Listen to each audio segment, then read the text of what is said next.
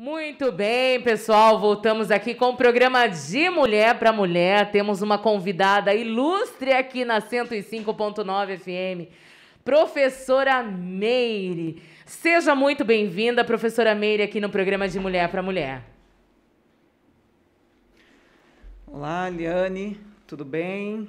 Agradecer o convite, viu? Finalmente, né? Finalmente, a gente conseguiu cumprir essa agenda, essa promessa que eu fiz para você, que eu vim aqui, né? Muitas atribuições. Dizer que é um orgulho muito grande ver você aqui à frente de um programa. Tenho que falar, não adianta. A Eliane foi minha aluna. Ai, né? Tenho um carinho muito grande pelos meus alunos, né? E com você não foi diferente. A gente teve momentos ótimos, né? Lá no Honorina. E fico muito orgulhosa. Honorina e lá no Vilaça, né? Lembra? Nossa, é verdade. No Vilaça também fiz cursinho. No cursinho, verdade. Meirão é um nome carinhoso que eu acho que toda a população aluminense fala com a Meirão aqui, né? Então é uma honra para mim receber você aqui. A vereadora mais votada aqui na cidade de Alumínio, tem feito um trabalho bem bacana. E ela veio num bate-papo bem agradável aqui com a gente, descontraído também, né? Uhum.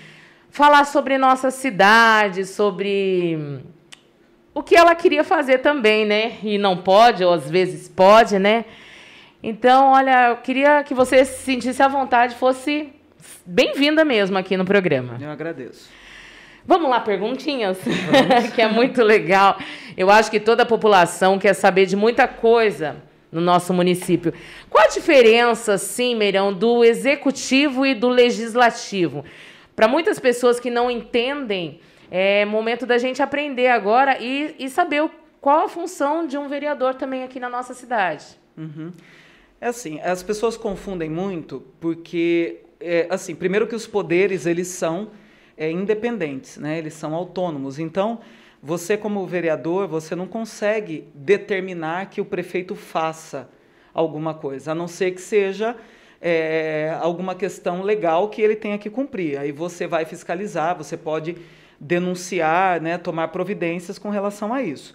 Mas as pessoas acreditam que o vereador ele pode executar, né? E a gente sabe que o nome do prefeito é o poder executivo. Não é à toa. Por que é poder executivo? Porque é quem pode executar de fato. O poder legislativo, ele existe por quê? Por que nós somos... Por que tem as coligações? Por que são pessoas tão diferentes ocupando o mesmo espaço? Porque o legislativo, ele serve como representatividade. Então, o que seria essa representatividade? Eu não consigo atender a população toda da cidade. Nós somos 9. Cada um vai atendendo uma parcela. Né? Então, tem aquele vereador que é mais próximo do esporte, tem aquele vereador que é mais próximo da educação, tem aquele vereador que é mais próximo do transporte, que é empresário, e cada um vai com o seu trabalho representando uma parte da população. E o que seria essa representatividade? Seria você levar as demandas não só do público que você representa, de todas as pessoas que te procuram, mas geralmente a pessoa te procura por afinidade, né? E aí você leva essa demanda para o executivo, que vai executar ou não. Então, a representatividade é muito importante e a fiscalização, que a função, na verdade, maior do vereador é fiscalizar os atos do executivo. Então, se está cumprindo a lei, se está fazendo o que tem que fazer, se não está, tem que ser denunciado, tem que ser tomadas as providências, se é caso de justiça, tem que ser levado para a justiça. Se é caso de SEI, né, de Comissão Especial de Inquérito, você abre na Câmara para investigar, mas as pessoas precisam entender isso, né, que o vereador ele tem os poderes dele limitados, sim, e a função principal, e por isso que eu sempre fiz esse atendimento muito grande da população, né, e o meio mais rápido hoje é a rede social, eu sempre fiz esse atendimento, por quê? Porque a demanda do munícipe tem que chegar até o prefeito. Eu tenho que cobrar, eu tenho que insistir, eu tenho que levar, lutar para que essa pessoa seja atendida. Olha, é legal isso daí, viu? E por que algumas pessoas acabam falando que o vereador não faz nada? Eu até brinco, né, que falam isso porque o vereador realmente não faz nada. Mas não é que ele não faz nada no sentido pejorativo. Ele não faz nada porque o executivo é o prefeito. Então, o que nós fazemos, que é uma outra área muito importante do vereador, é uma outra função que eu procuro exercer. A gente vai atrás dos deputados para trazer emenda para o município, né? Emendas parlamentares, emendas impositivas, né? O que seria isso? Cada vereador, cada deputado, por lei, tem uma porcentagem de dinheiro que ele pode destinar para as cidades que apoiam ele, né? Eu estou com contato novo com alguns deputados, tem promessa de 2 emendas de um estadual para esse ano, uma emenda grande de um federal, só que eu só anuncio quando elas vêm, né? Por quê? Porque eu não posso garantir que venha, né? Me disseram que virá. Então, quando essa demanda vem, quando essa emenda vem, aí você vai comunicar ao prefeito que veio uma emenda para fazer determinada obra, né? Para atender determinado bairro ou uma necessidade que você percebeu. Eu não posso, não tive problema nenhum no mandato passado da emenda chegar e ser usada em outra coisa, mas isso pode acontecer. Então, por exemplo, vem a emenda de 150 mil, 200 mil. E aí o que acontece? O prefeito fala, não, eu não vou usar para tal coisa que a vereadora propôs, vou usar para o que ele julga mais necessário. A lei permite que ele faça isso. Só que, eticamente, se costuma aplicar no que o vereador pediu, né? Mas por que eu estou dando esse exemplo? Para as pessoas entenderem que quem manda e quem executa é o prefeito. Ah, entendi. É interessante isso, por exemplo, assim, então, não existe o vereador fazer um projeto de lei, o vereador vai lá e faz por exemplo, canaliza um rio. Não existe isso. Não, o vereador ele pode fazer um projeto de lei, né? Semana passada nós votamos um projeto de lei que foi feito pelo vereador Gediel, que era para mostrar em listas simples, com o nome da pessoa, quem tomou a vacina de Covid. Divulgar quem tomou. Por causa de todos esses boatos que rolam de fura de fila de vacina, de fraude. Então, esse tipo de projeto de lei a gente pode fazer. Né? Eu fiz um projeto de lei que eu tenho bastante orgulho junto com o Eduardo, na época, né, Eduardo Delegacia, que era para reservar locais de estacionamento, filas, né, os atendimentos exclusivos para autistas. Porque a gente tinha no município só para deficientes, de maneira geral, idosos, e agora a gente tem para os autistas também. Foi bem divulgado? Porque Sim, tem o símbolozinho nos estabelecimentos, aquele laço colorido. Legal. Quem tem o familiar que é autista sabe identificar. Sabe identificar. Bacana. É aquele laço colorido. Então, o que acontece? Eu já vi na cidade, sim, mas eu não sabia o que era. É do autismo, legal, a vaga para o autista. Bacana. Então, você pode fazer o projeto de lei desde que ele não tenha o que é chamado de vício de iniciativa. O que seria o vício de iniciativa? É o que você pode fazer constitucionalmente. Eu não posso, como vereadora, fazer um projeto que gere custo para a prefeitura. Se não pode gerar custo, eu já fico, sei lá, limitada em 95%, 90%, porque tudo que você pensa tem despesa. E eu não posso gerar essa despesa para o prefeito. Então, às vezes, fala assim, o vereador falou que vai fazer um projeto. Às vezes pode ser por falta de conhecimento, às vezes má fé mesmo, né? Geralmente é falta de conhecimento.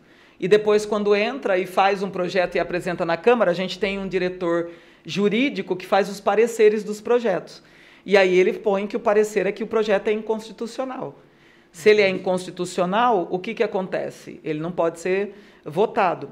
Às vezes pode até ser votado, mas aí o prefeito pode entrar com uma ADIM, né, que fala que é uma ação de inconstitucionalidade. Né? Então, é muito complexo o trabalho. É muito complexo. Por quê? Porque quando você não pode gerar, por exemplo, imagina quantos projetos tem na minha cabeça para as escolas. Muitos. Muitos. Né? Sou professora há mais de 20 anos. Só que eu não consigo executar. Não consigo, porque eu não sou prefeita. Eu não posso fazer isso. Né? Então, a gente é muito limitado nesse sentido. Se você me perguntar, Meire, qual projeto você tem para a cidade? Nenhum, porque eu não posso ter projeto para a cidade. Eu tenho projetos, sim, que estão dependendo de emendas para vir. Então, não anuncio enquanto a emenda não chegar. Ou seja, cada vereador que vem, no caso, vocês são 9. Sim. Se cada um dos vereadores for atrás de um deputado, vai vir muita emenda para o nosso município, é isso? Então, sim, mas não é tão simples também. Não? Não, porque às vezes o deputado fala que manda e não manda. Às vezes o deputado manda, chega na Casa Civil de Sorocaba, que é onde a gente recebe na central, falta algum documento, e aí o dinheiro volta para o governo do estado. Às vezes também acontece de você pedir uma emenda, o deputado fazer o pedido e você colher 3 anos depois, você nem está no mandato, a emenda chega. Esse ano chegou uma ambulância que o deputado Edmir Chedid nos enviou, que ou se chegou, está para chegar, que foi um trabalho do Eduardo da delegacia e meu. Olha. Ela chegou agora, né? Então, assim, nós temos as emendas impositivas também, que é importante falar isso, que é 1% do orçamento, que isso é demanda da Câmara Municipal. Então, nós criamos a lei, foi um ato, acho, da presidência, que criou, né, o direito de usar a emenda impositiva, e nós indicamos 2 anos. Um ano passado, que não foi usado por causa da questão do Covid, que teve muita demanda, a gente está esperando para ver, né, como vai ser esse ano. Mas no primeiro ano que nós indicamos, então a gente indicou em 2018, em 2019, o raio-x novo do PA, que era uma luta, porque vivia quebrado, dando problema. Sim. Pode ver, não tem uma reclamação mais na rede social. Por quê? Porque foi comprado um raio-x de quase R$500 mil, digital, maravilhoso, que foi dinheiro destinado dos vereadores.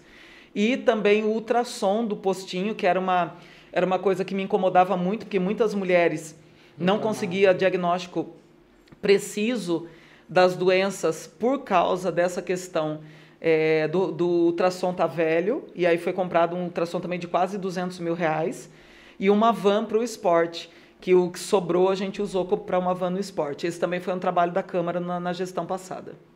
Que legal, olha que bacana. E tem muita gente que ainda... eu mesmo não sabia de algumas coisas assim. Meirão, qual a importância da mulher na Câmara? Você, como nossa vereadora mais votada aqui na cidade, qual a relevância disso? Qual a importância de uma mulher ali no poder? No poder não, vamos dizer assim, né? No mandato. No mandato. Eu não gosto muito dessa palavra poder mesmo. Eu acho muito... Já foi a época, né? Quem tem poder, eu sempre falo isso, quem tem poder é a população. Que a população decide se você fica ou não. Sim. Né? Essa pergunta eu devia fazer para você. Qual a importância de você me ver ali? Uma mulher que cresceu perto de você, uma mulher que foi sua professora. Posso fazer uma brincadeira, Meirão? Pode. Não sei se você lembra disso. Pode. Ela me dava aula de inglês, gente, e eu não sabia bulufas. Daí eu, ao invés de prestar atenção na aula dela, eu fiquei conversando com a Eliane, lembra? Lembro. Outra Eliane. Ela falou, se você não calar a boca, eu vou enfiar o giz em você. É meu jeito delicado, meu jeito carinhoso. Quem é aluno... Mas eu aprendi, gente, porque daí eu fiquei olhando assim... Gente, eu já era adulta. Aí fiquei olhando para ela e falei, eu aprendi a gostar do inglês por causa da Meirão. Mas é engraçado que as pessoas pensam assim, tem professores que trabalham comigo que falam assim, se eu falar metade do que você fala para o aluno, ele vai sair daqui e vai me processar. Porque a gente cria essa brincadeira. Lógico, sim, tudo com muito respeito, claro, né? Claro. Mas a gente cria essa brincadeira. Eu falo para os alunos assim, meu sonho é dar uma voadora no aluno. Eu imagino. E eu falo que antes de aposentar, eu vou conseguir dar essa voadora. E eu brinco muito com isso, porque é uma maneira do aluno prestar atenção em você. É assim que a gente aprende, né? Daí eu falei, gente, deve ser muito difícil você dar aula para milhares de pessoas, eu tenho mais de 1.000 alunos por ano. Adulto, igual no meu caso era EJA, você já não sabia nada, ainda vai ficar conversando, né? É nada, é uma delícia. Foi muito legal, aprendi. Pois é.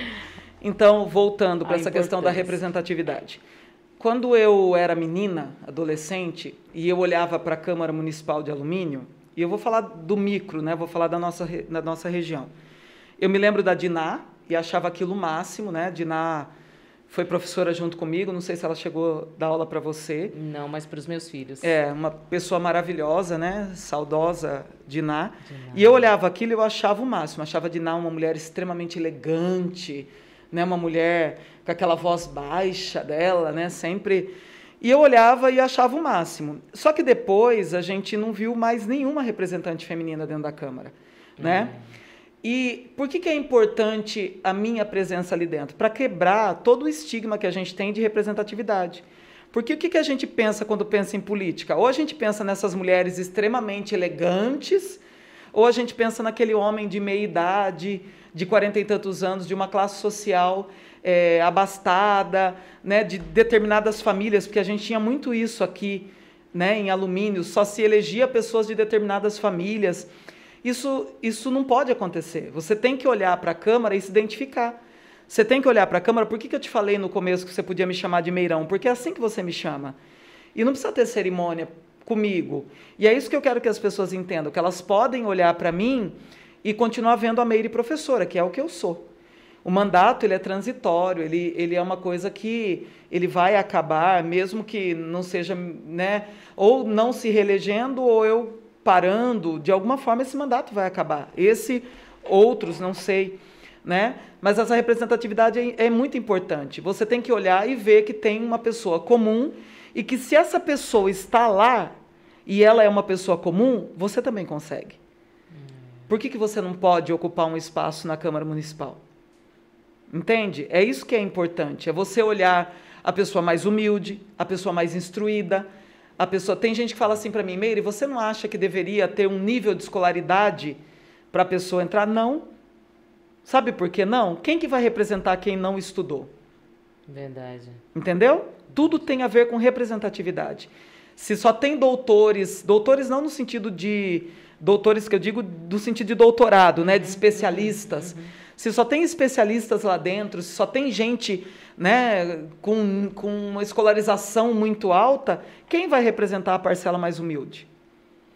Isso é verdade. É de parar para pensar mesmo, né? Por exemplo, assim, quantas vezes a gente vê você passando pela rua de ir a pé? Sim. Eu já vi você ir na manicure. O tempo todo. Eu já ir lá no academia. Então, é legal isso que... daí o povo vê, começa a se identificar. Eu achei uma coisa muito interessante, que eu já te falei, não sei se você lembra também. Na eleição, quando estava na eleição, eu achei muito bonito. Você lá no Itararé, com uma galera de jovens, eu achei até bonito, e a carreata passando. E na hora que a carreata começou a passar, todo mundo sentou. Assim, ficou até bonitinho de ver, você dando tchau pra galera. Me divertindo. Oposição, sabe? Então não teve aquele negócio de, nossa, que isso, que aquilo, não. Então foi legal. Daí todo mundo começa a enxergar a Meirão mesmo, normal, que estava ali pra... porque assim, era a carreata da doutora Ana Paula na época, né? Sim. A doutora Ana Paula era candidata a prefeita em 2016. Isso. E tem um respeito muito grande por ela, pelo mandato que ela desenvolveu. E foi coincidência, eu esqueci da carreata. E como eu trabalho muito em muitos lugares, eu fui para o Itararé. Quando a gente estava chegando perto da padaria ali, que são dos meus amigos, né, da Wilma, do Natalino, quando a gente chegou ali, eu enxerguei a carreata subindo. Assim, na verdade, a gente veio atrás dela.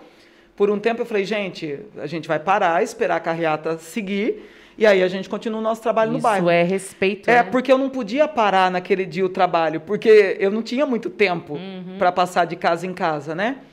E aí o que aconteceu? E eu adoro carreata, eu adoro ver, eu adoro participar. E aí eu falei, pessoal, a gente senta aqui, é coisa de aluno, porque ali eram vários alunos, inclusive do cursinho que você fez parte, que eles me falavam assim, como que a gente pode te ajudar? Nós não votamos em alumínio. Né? Como que a gente pode te ajudar? Eu falei, gente, mas minha campanha é só entregar material nas casas. E aí eles falaram para mim, mas a gente pode ir com você? Eu fiz autorização para os pais autorizarem alguns que eram menor de idade. Falei, pode. E eles vieram 2 sábados, e graças a eles que eu terminei a cidade, senão eu não conseguiria. E aí, como que eu não vou sentar e respeitar se só tinha amigos ali? Né? Passou tanta gente... que é gente que eu convivo a vida toda, e eu adorando, né, batendo palma e dando tchau, porque eu gosto das pessoas, né, são moradores. Acho que independente de qualquer coisa, a gente não pode deixar essa questão política atrapalhar a amizade. Isso é terrível. Com certeza. Isso é terrível. Meirão, você gostaria de ter... você gostaria que tivesse mais mulheres como vereadoras, como prefeitas no nosso município? Sim, claro. Claro. Seria o máximo, né? Muito, porque mulheres que representam outros segmentos também, né? Eu sou professora, represento muito esse segmento, consigo trabalhar, mas acho que tem muitas demandas femininas importantes no município, que se tivesse mais vereadoras, a gente conseguiria dar conta, né, de mais coisas. Então, é muito importante, é muito importante. Eu sonho com esse dia, na verdade.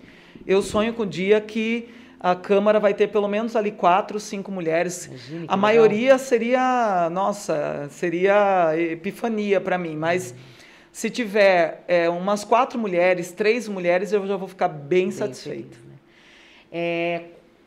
Mudando um pouquinho do nosso foco, veio na mente agora, como aqui é um programa de mulher para mulher,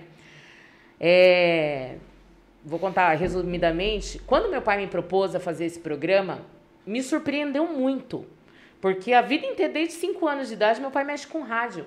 E eu não imaginava que ia ter uma repercussão que tem. Faz 1 ano e meio só que eu estou aqui. Sempre vi o meu pai mexendo com um monte de coisa. E me surpreendeu os telefonemas.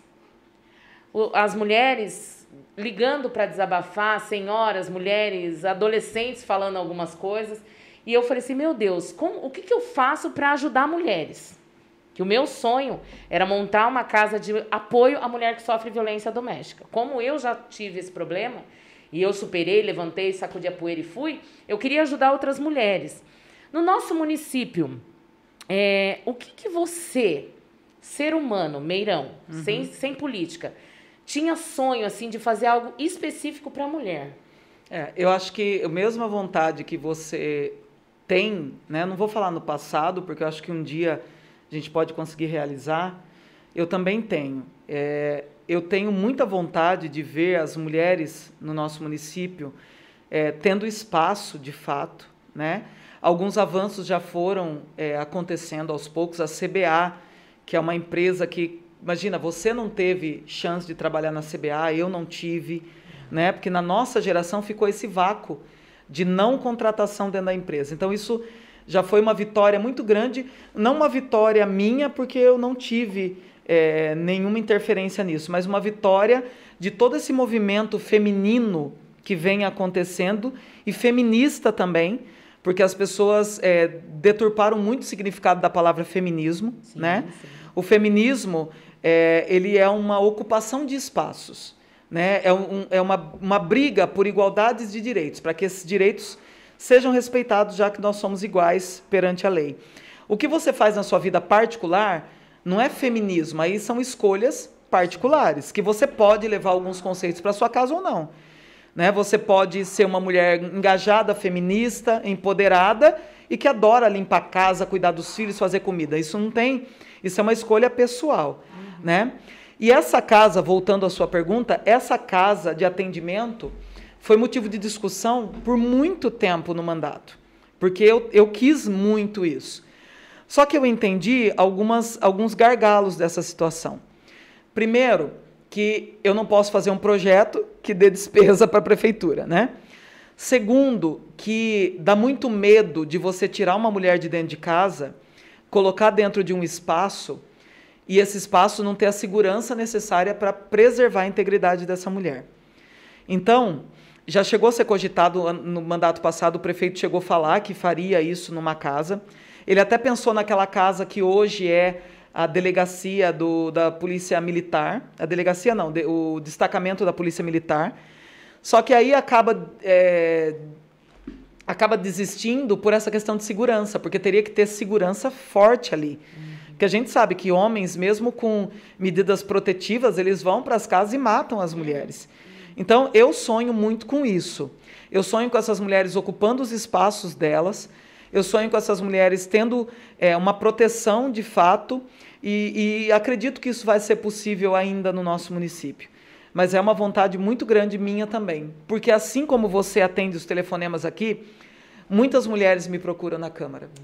Muitas mulheres. E assim, já levei algumas, eu já levei vítima de estupro para o Pérola Byton, que é um atendimento imediato. Se você tem uma pessoa que é vítima de estupro, você pode levar essa pessoa para o Pérola Byton e ela vai ter esse atendimento, toda acolhida psicológica, e se precisar de um local para ficar, se precisar, se estiver se sentindo ameaçada, também fica. Só que o que acontece? A pessoa me procurou, eu levei e ela me pediu sigilo. Ela não quis expor, não quis chamar a polícia, ela só queria ajuda para poder a cabeça voltar para o lugar. E você tem que respeitar isso. Sim.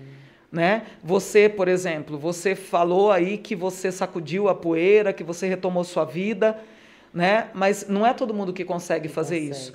E o julgamento é muito ruim, Porque é muito fácil para mim, como mulher que tenho aí, eu sou concursada em 2 empregos, é muito fácil eu sair de uma relação e me manter. Agora, não é a minha vida que eu estou dizendo, eu estou dizendo da vida de muitas mulheres que dependem financeiramente, que têm vínculo de filhos, e às vezes depende psicologicamente. Às vezes a mulher ela tem plena condição de sair da relação e não sai. E não cabe a nós julgarmos, né? As mulheres precisam apoiar as outras e parar um pouco de julgamento. Tratar também a família, né? Porque às vezes o cara é até gente boa, mas às vezes por causa de bebida, por causa de droga, tratar de uma forma geral a família.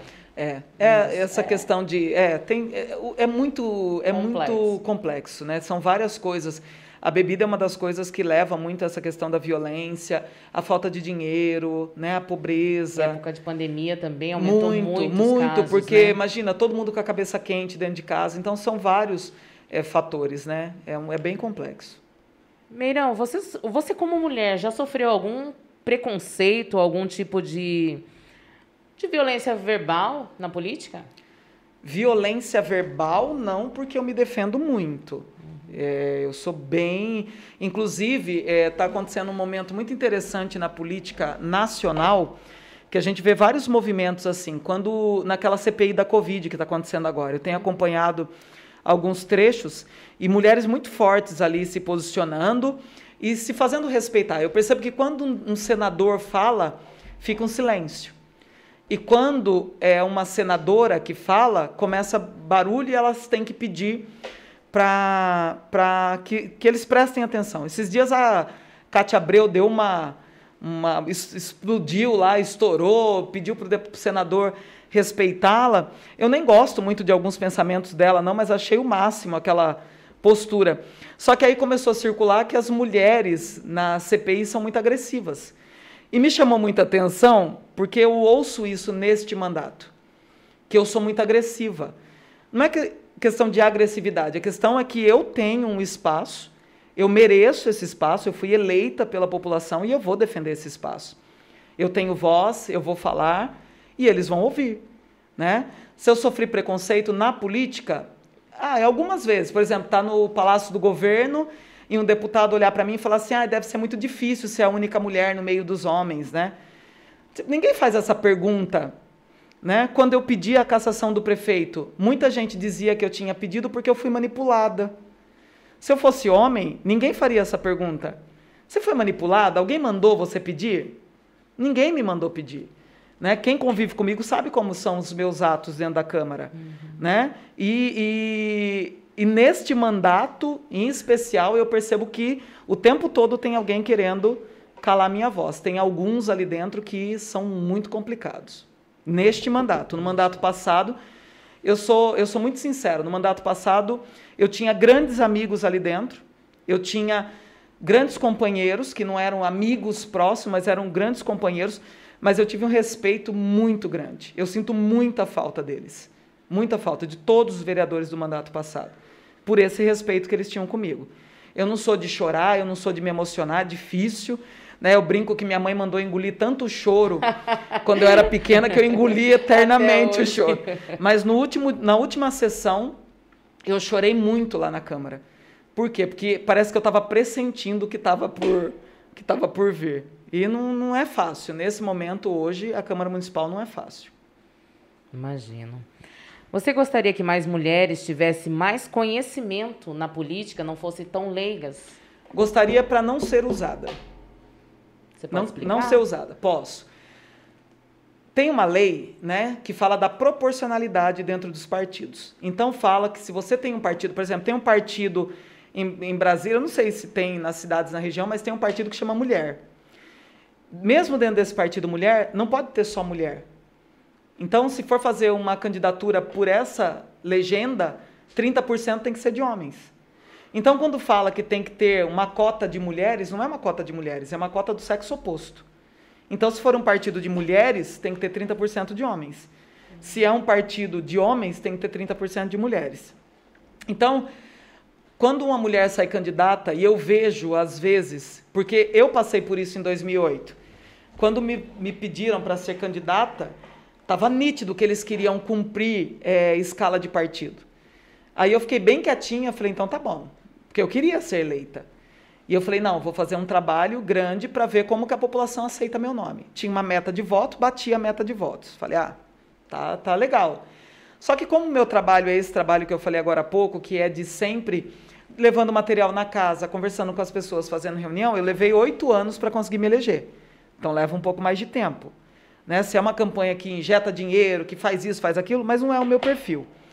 Então o que acontece? Quando eu vejo mulheres que aceitam entrar para ser candidata e não batalha o voto dela, não interessa, Eliane, se a pessoa tem 10 votos. Não interessa, mas ela tem que entrar para ganhar. Se ela teve 10 votos, ela pode parar ou ela pode simplesmente traçar um novo caminho para ela conseguir os votos. Quando eu pego o resultado de eleição e vejo mulheres sem nenhum voto, isso me incomoda muito. Porque nunca vai ter uma representatividade e ninguém nunca vai levar a mulher a sério desse jeito. Porque nem ela votou nela. Isso é grave. Isso é crime, na verdade. Isso é crime. Né? Vários lugares no Brasil hoje tiveram condenações de chapas inteiras por causa disso. Verdade. Sim, porque é fraude. É fraude eleitoral. Você coloca uma pessoa ali só para cumprir tabela. Entendeu? Porque precisa ter... Não é democrático isso. Nós tivemos no município, na eleição passada, pai num partido e filho no outro partido. Isso não é democrático. Filha no outro partido. Então isso acontece muito em cidade pequena, acontece em cidade grande também, mas isso tem que parar. As mulheres têm que entrar para ganhar, para ocupar o espaço dela. Porque às vezes a mulher pensa assim, ali não é meu espaço. Esse clichê que tem hoje, que lugar de mulher é onde ela quiser, é a verdade. É onde ela quiser. Então, se ela quiser de verdade, a Câmara também é o lugar dela. Aí faz toda uma diferença, né? Muito. Meirão, vamos mudar um pouquinho de assunto?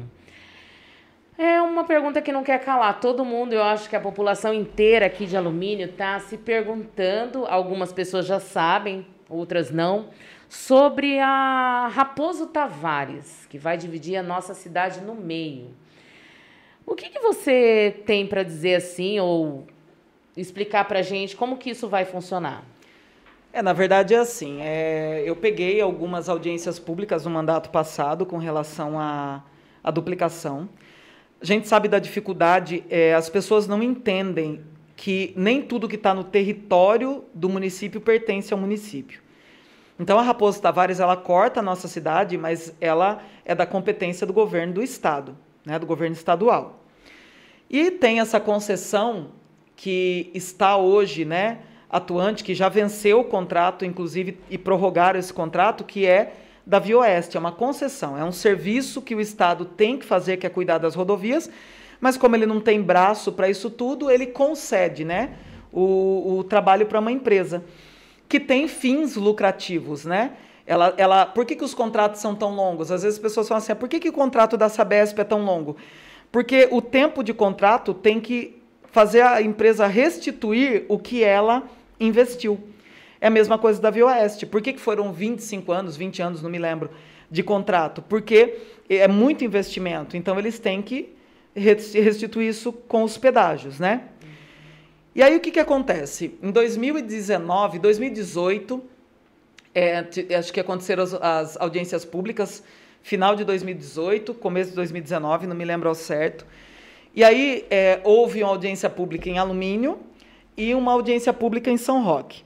Em Mairinque já tinha ocorrido a duplicação daquele trecho lá que ficou problemático, que foi o que chamou a atenção, né, para Alumínio, porque ficou muito ruim, né, aquela divisão da cidade. E aí o que acontece? Aí nós começamos a nos preocupar. Só que é muito difícil você conseguir acessar os órgãos estaduais. Então o vereador Enivaldo, na época, através eu esqueci o nome do deputado, é um deputado de Sorocaba, ele conseguiu uma agenda na Secretaria de Transportes, que é responsável pela rodovia, e nós falamos com o secretário estadual, na época, Milton, o nome dele, inclusive ele ainda é secretário. E o Valdo fez um trabalho maravilhoso, que ele conseguiu trazer esse secretário aqui em Alumínio. Verdade. Conseguiu. Nós mostramos para ele aquele trecho do Chimar, que é um trecho que preocupa muito, que morre muita gente ali. Agora parou, mas na época tinha acabado de acontecer um acidente com um ex-aluno meu, inclusive o Bruce, que veio a falecer. E aí tinha aquela preocupação ali do Chimar, mas tinha principalmente a preocupação aqui da entrada do pedágio, do bairro Pedágio, né? Por causa do pronto-socorro. Originalmente, o projeto da Via Oeste prevê aqueles viadutos que a Via Oeste tem, se chama obra de arte. Não sei porquê, mas o nome é obra de arte. Tinha previsto uma obra de arte no trecho ali, no trevo, onde tem o letreiro da cidade, e outra obra de arte para frente um pouco, assim, na direção ali da Polícia Rodoviária. Era uma outra obra de arte. E aí nós apresentamos os problemas, por quê? Uma pessoa que sai do bairro, por exemplo, do Progresso, que é o bairro que eu moro, e vai acessar o pronto atendimento, ele vai ter que ir até o letreiro, né, fazer o retorno lá, voltar, e essa coisa desses minutos, né, tanto para chegar até o bairro quanto para chegar de volta para o PA, pode custar a vida de uma pessoa. Né?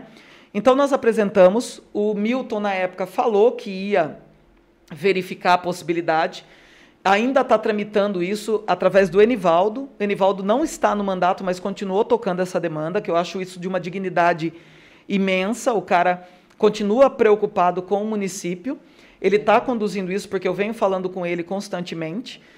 E aí, o que acontece?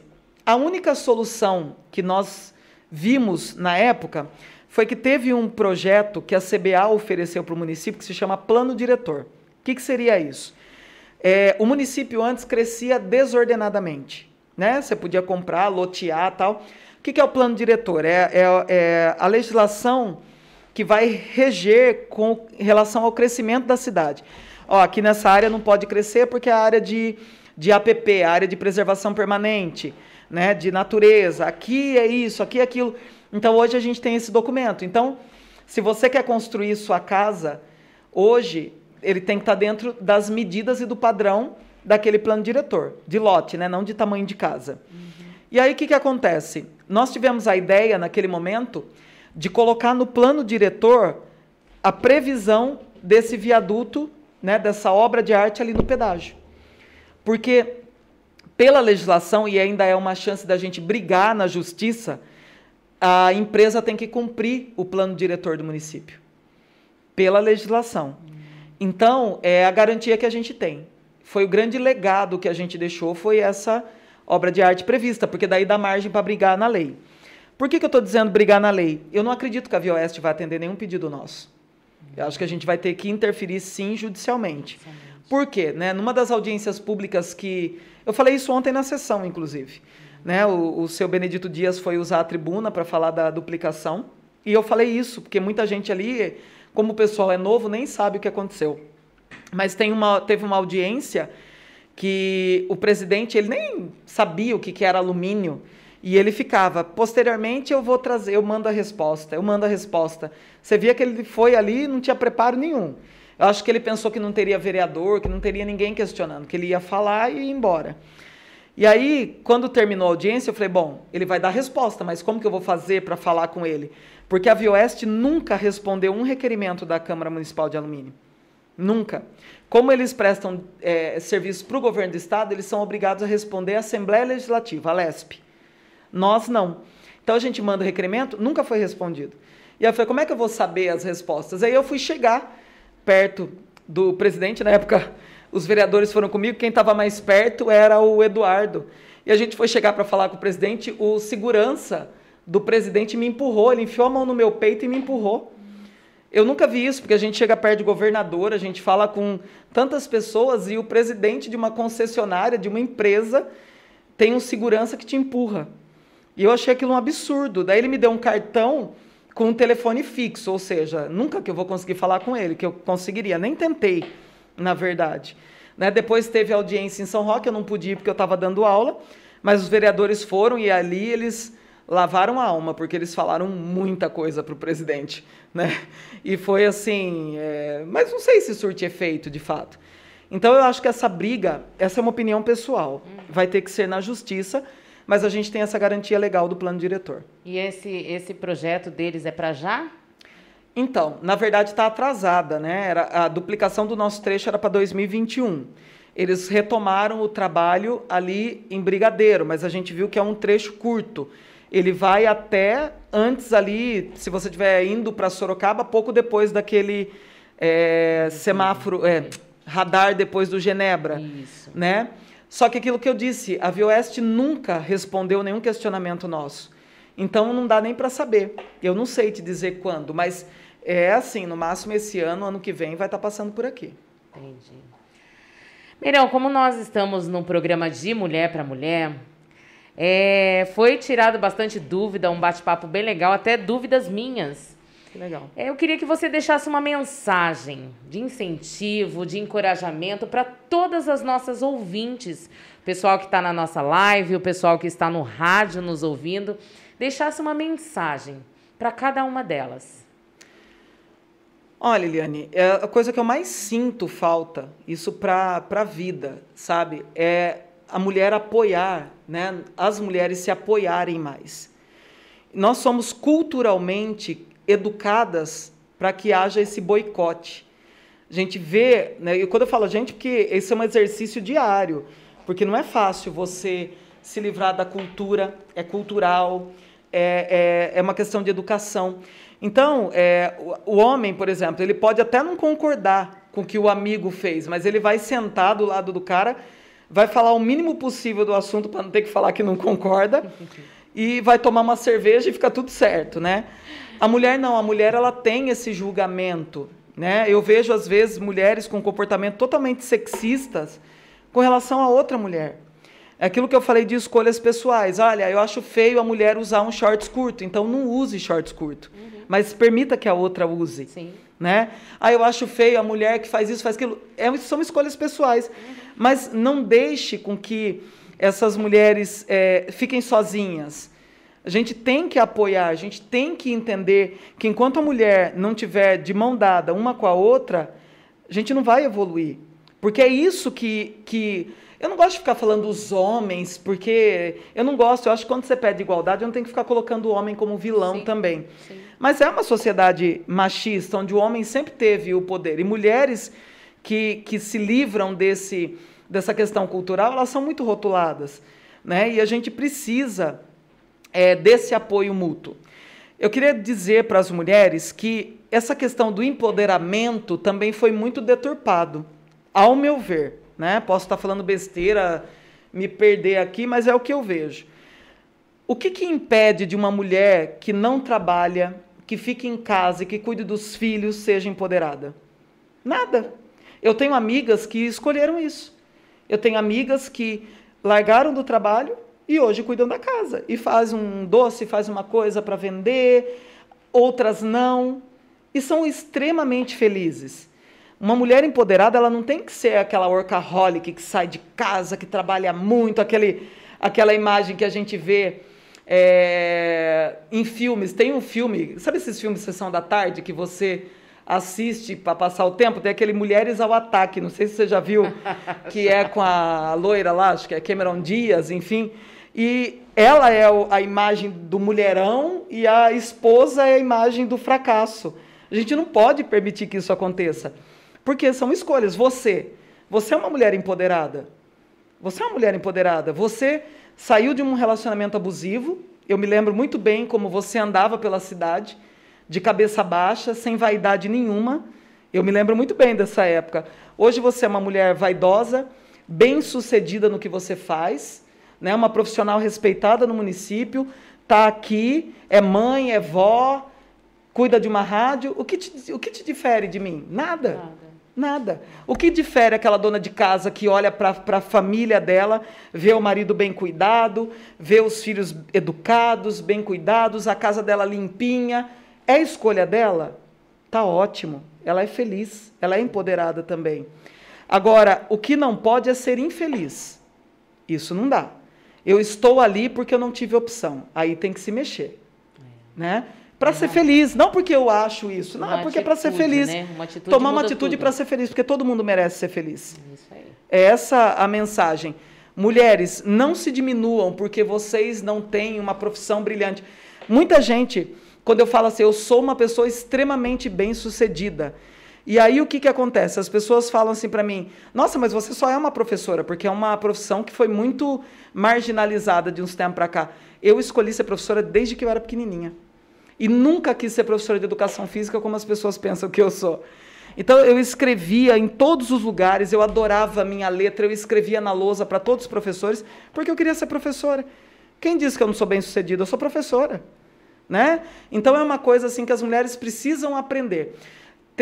Eu detesto as minhas falas, então eu gravei isso aqui com você, eu não assisto. Eu não assisto. Eu odeio, eu sempre falo, putz, a minha fala, Miguel tá rindo ali... Porque ele convive comigo faz 4 anos na Câmara e eu detesto as minhas falas. Ah, não, melhor. Eu vou discordar de você, porque você já me fez chorar. Eu assistindo seu vídeo lá na Câmara, a carta da Marta, aquela moça que ficou, que alguém deixou, ela tinha feito quimioterapia, sim. Eu chorei. Que eu falei, meu Deus, hemodiálise, né? E algumas outras que eu não me lembro agora. Mas eu falava, gente, quando eu crescer eu quero ser igual essa menina. Nada, eu odeio a minha fala. E aí eu fico brava, porque daí eu não quero ouvir, eu não gosto da minha voz, eu não gosto de algumas coisas. Não. É uma mulher normal, né? Todo mundo tem essas neuras. E aí é muito engraçado que a Fer, a professora Fernanda, que é uma amiga querida, professora de língua portuguesa do município, a Fer mandou um vídeo para mim que chamava Síndrome da Impostora. E eu achei o máximo aquilo, eu vou localizar e vou mandar para você. Porque as mulheres têm essa síndrome da impostora. A gente sempre acha que não está fazendo bem feito, a gente sempre se diminui. E eu assisti aquilo, eu estou me policiando mais, mas ainda não gosto. Mas eu achei o máximo aquilo, porque nós mulheres fomos culturalmente educadas para a submissão. Culturalmente levadas para acreditar que a gente não é capaz. E a gente precisa mostrar que é capaz. Não estou falando para ninguém separar, estou falando para ninguém largar a relação. Relacionamento não é fácil mesmo, mas vai adequando. Eu quero ser feliz, então eu vou levar a minha vida, o meu relacionamento, as minhas coisas, para que eu consiga ser feliz. Eu acho que é isso. Ninguém me olhar, gente, eu não gosto que me olhe como se eu fosse diferente de vocês. Eu não sou. Eu acabei de falar que eu odeio minha fala, odeio minha voz. Tem dia que você não... né? Eu não quero isso, eu quero que as pessoas olhem em mim e pensem o quê? Eu posso ocupar a Câmara, que olhe para você e pense, eu posso ocupar o rádio, que olhe para uma empresária e pense, eu posso ter uma empresa. É isso que eu quero, não só quem sou eu para ser modelo de alguém, mas que as pessoas olhem para as outras pensando que também é capaz. Porque a vida toda eu ouvi que não seria capaz de muita coisa, né? E isso... a gente precisa mudar isso, né? E muitas coisas estão fixadas aqui que até hoje eu não consegui me livrar. Então a mulherada precisa pegar a rédea da vida, mas não é pegar a rédea da vida de maneira louca, chutando balde, não. São pequenos ajustes para levar para a felicidade, porque eu acho que a vida é tão curta, né? A gente precisa ser feliz. E eu costumo dizer muito aqui no programa que não deixe que as pessoas matem os seus sonhos. Voe bem alto, corra atrás daquilo que você sonha, você quer. Seja sempre humilde, né? E faça sempre o bem. Mesmo que ninguém veja, Deus vê. Porque você pode, você consegue, você é capaz. Decida vencer sempre. Meirão, muito obrigado pela sua presença. Para mim é uma honra muito grande receber ela aqui. Eu estava tentando já há bastante tempo, mas devido tanto... Não foi por falta de vontade, porque todas as vezes ela me respondia. Ela falou, olha, eu vou. Você vai ser o primeiro que eu vou e ela está aqui. É uma honra muito grande. Obrigada. Obrigada mesmo. Eu sei que a correria de vocês é bem grande. E qualquer coisa a gente vai se comunicando, qualquer novidade no nosso município. Achei bem legal também. As redes sociais tá aí. Foi um boom, assim, que alguns vereadores, você mesmo postou bastante coisa. Eu acho muito legal, porque às vezes as pessoas julgam sem saber. E a rede social foi uma arma poderosa para nós. Muito obrigada, minha querida. Eu que agradeço. Você fala de honra, mas a honra é minha, né? Sempre que você me convidar, eu volto. Né? Vai ter que fazer esse malabarismo todo. Né? Eu tive alguns dramas pessoais muito fortes, né, do ano passado para cá, que me impediram de vir para cá. Eu estou meio sumida de rede social até por essa questão também. Eu estou lidando com vários fatores. Passei pelo Covid no dia 8 de março, que a gente estava marcado aqui no Dia da Mulher. Eu tinha testado positivo, né, no dia 6 No dia do meu aniversário, meu presente foi Covid, e aí acabei não vindo, mas estou aqui. Estou aqui e estou à disposição sempre que você quiser. Muito obrigada. E a gente volta com a programação normal da 105.9 FM.